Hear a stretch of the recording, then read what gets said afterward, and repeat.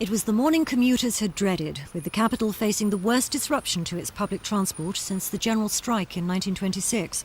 There was no point in going anywhere near most tube stations. They simply weren't operating. There was the occasional glimmer of activity, though.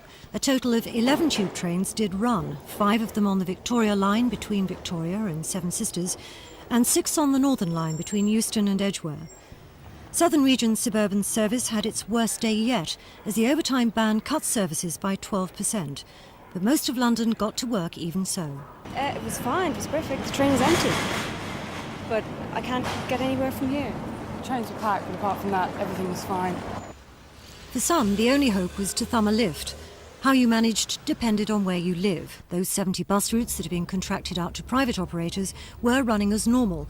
The number 24 from Hampstead through the heart of town to Pimlico had its full complement of 26 buses and reported brisk business. There were red buses on the road from the 9 garages run on contract by London Buses.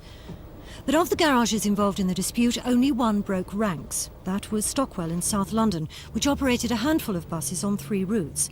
The other 350 bus routes on the network were solidly behind the strike.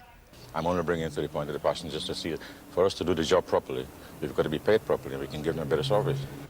Although many more people brought their cars into town, congestion overall wasn't as bad as predicted. One school of thought puts that down to the absence of buses. But drivers who thought it perfectly reasonable to use the empty bus lanes were amazed to find themselves being booked. Scotland Yard now say they're thinking of relaxing their policy. We can use our discretion, of course, whatever the legal situation is with regard to the cancellation of them, but we want to keep them available, particularly if it was a lengthy industrial action, to make them available to coaches, additional coaches, commuter coaches, taxi cabs, so the greatest good for the greatest many.